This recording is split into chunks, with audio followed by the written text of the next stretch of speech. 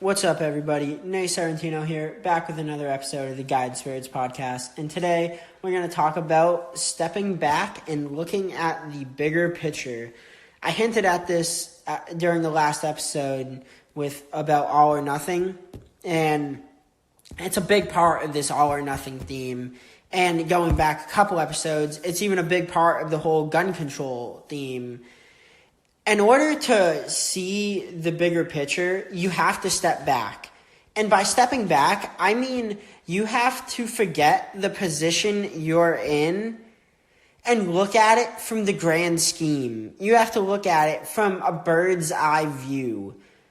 Whether it be a metaphorical bird's eye view or astral projection, and you literally leave your body and you look at the world from above.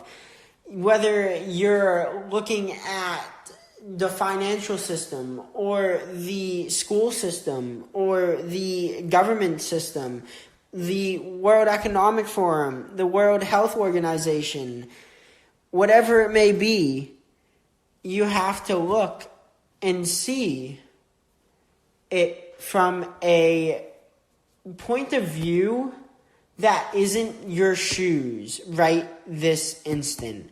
If you're looking at it from the same point of view that you've been in, you're not going to see anything new. And you're not going to see the big picture. You have to look at it from a new perspective. My friend Luke would always talk about looking at things from other people's perspectives. And it really hit me when he said this to me. It was probably like a year ago, about now. We're sitting at a lighthouse and we're just talking. And he's telling me when he was in probably early high school, to late high school, all throughout high school, he would really start trying to see himself from other people's perspectives. It helped him with sales, and it helped him with all other aspects of life too, from relationships to self-improvement in every way. You become healthier, you create better habits, you just become a better person when you look at the world from other people's perspectives. You don't have to look at other people's perspectives of yourself. You can look at other people's perspectives of anything. I mean, put your shoes in, let's say, I would name a wealthy person. I like to think of Bradley all the time. He is an entrepreneur from Las Vegas, owns a company called Lightspeed VT. It's a virtual training. Dude is doing quite well for himself. Drives a Ferrari, got a big old house, got a nice family, got a great company, keeps growing, everything's going well. So I look at it from his perspective. What is he looking at in the world? He's not billionaire yet, but he's on his way. We got the same with Grant Cardone. I'm pretty sure he is a billionaire. What do we have now? Well, when you're looking at it from two perspectives, from my perspective of having just thousands of dollars at the time versus their perspective of having millions, if not billions, now you see the world from a whole new view. You have resources at your hands through your means. And most of the time, you don't just have money, you have a network. And you can do things with this network. You can talk to people. You can look at new perspectives from the people who are helping to run parts of the world, who are in Grant's position. He is coaching people in all kinds of business ventures. He understands how to run a business, and that's what he does. He helps people with their businesses, from marketing to whatever, everything, how to run a business. You have to see from someone else's perspective. You're going to get a whole new view of not only the financials, but the position of health, position of government, position of socioeconomics, race, sex. Everyone's going to see things differently. We're all individuals. If you can combine everyone's perspective into one and try to see things from a bunch of different eyes, you might be able to see a broader picture. It's not a might. You will. You're going to get a broader picture. And if you want to step back without looking at other people's perspectives, you can do that too. There's multiple ways of looking at the big picture. If you move back and you think of everything as a puzzle piece, I like to use the rule of three. You pick something and you break it down into the three things that make it up the most.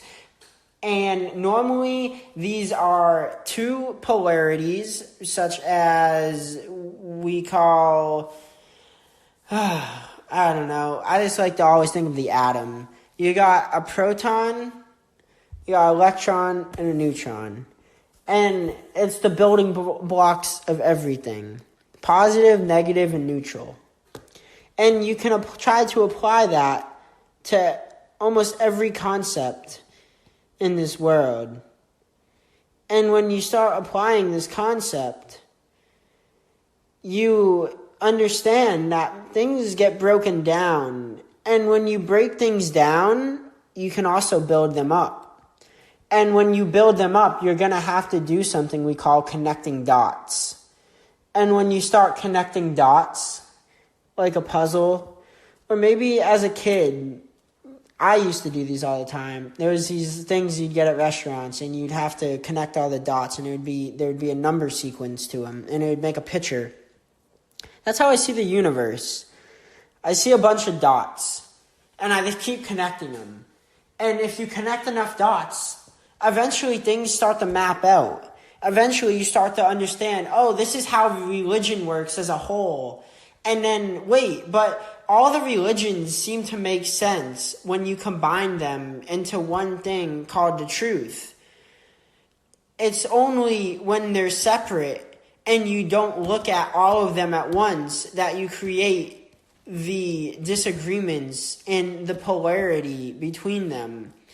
And the same goes for sex. You have male and female. You can try to say one does more things better than the other, which I personally believe to be true. I think females are far more emotionally intelligent than males, but males are far more masculine and capable of, we'll say, heavy lifting, for instance. You see the world's strongest man, Brian Shaw. He's a brute of a human being. He could do anything when it comes to physical strength. You have people like David Goggins, but then you also have females. I don't know a lot of females who have done extraordinary things. So please feel free to comment them, enlighten me. I don't do a lot of research on it. But what I have to say is there's going to be people on both sides of the fence. But you're going to realize that if you step back and look at the big picture, they're both just humans. And they're both doing their part. And everything has a part. And when you step back and look at the part that everything plays on this planet, everything needs something else in order to function. But some things aren't needed in order to function. Like, imagine a world without evil. You know it's there, but evil is a relative term compared to the good. And the more good you have, the more evil you get. But that's not true. The reason I say this is because it's all a comparison. I mean, you can have someone donate $5 to a charity and then have another person donate $5 million. Well, both were good acts. Which one has more of an impact? Probably the $5 million. you're probably going to change more people's lives. Well, that's the whole point. Like, some things play a bigger role in the big picture. You're going to have people, businesses, ideas, movements, all kinds of different factions of the bigger picture combine into what we call the universe.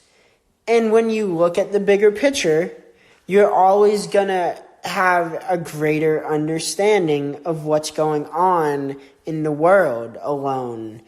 Now, in the terms of my coaching company, it's mostly based on universal law and showing you how you can use the fundamental laws of what the universe works on. And I mean, from gravity. Like, gravity is basically how the law of attraction works. It's the law of vibration.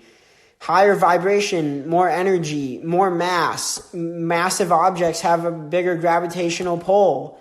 It's just how it works. Every single thing with mass has gravity. It's not just planets. It's you, it's me, it's everything that's on this earth that is, practically speaking, made up of matter. Because that, to be matter, it takes up volume and space. So, what I'm getting to is, that's just a piece of the entire puzzle. I just gave y'all one heck of a bomb from my company. But what it comes down to is when you start connecting dots like science and spirituality, I wish I could say that word correctly, spirituality, and let's say multiple religions, like you see the connection between reincarnation and Christianity, then what? Then what do you think? How can all these things be connected? Well, you have to look at the bigger picture. And when you start studying more and more things, sometimes it's good to have a niche that you're really good at. That's like me in chemistry. I really understand it down to like the atoms and to like subatomic quantum mechanics. We have so many particles. They say there's 31 right now. The center of almost everything being the Higgs boson. It doesn't even have mass. It's what holds the mass. So if you look at the smallest things and then you scale up and you look at how everything is in a scale, you just keep scaling different things. You start to understand that everything is more similar than you could possibly imagine. And the universe works in very simple ways. Things are very divine. You probably hear the word divine here and there in your life and you wonder, what does it mean? To me, it means it was meant to happen. It is the truth of the reality.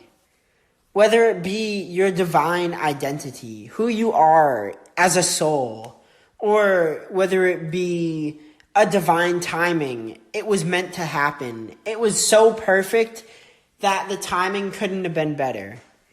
There's so many instances of divine timing and divinity in itself. But what it comes down to is stepping back and looking at the big picture. When you step back, it gives you a glimpse of what not only is, but what could be. Because when you see the bigger picture, you're going to see where the negatives of society are, and you're going to see where the positives are. And then somewhere in the middle, you're going to end up finding a neutral spot. I think of it like a magnet has a north or in a south, or you call it a positive and a minus. But on a magnet, somewhere between that positive and minus, there has to be a spot where they reach the middle and they combine and they turn into the opposite. That spot has to be the neutral spot. There has to be something that's neutral that sits in the middle. It's like a fence.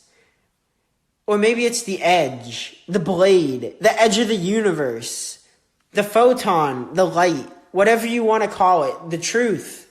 It is what it is. And when you step back and look at the big picture, you're more apt to see what the truth actually is. What I'm getting to is, if you really want to see what's going on in the world today, you got to step back and look at the big picture.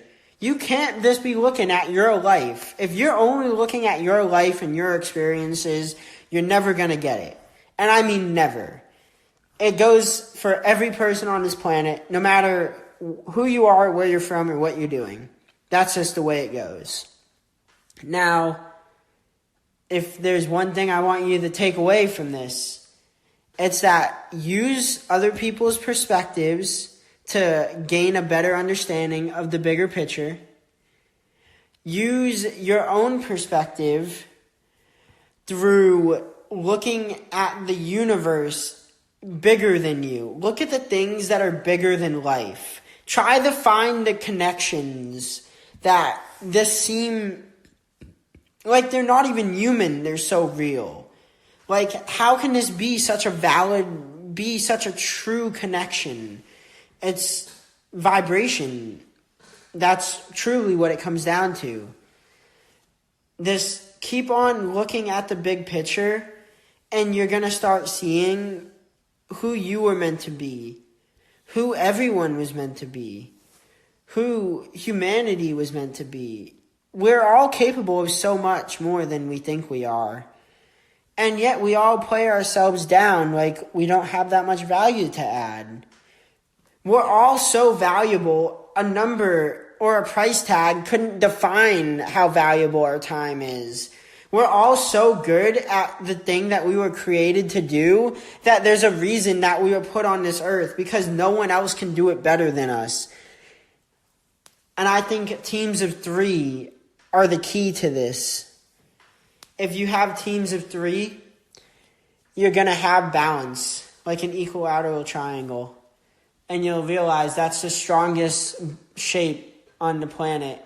Such a strong shape that it holds things together like no other. Thank you for listening, and have a great rest of your day.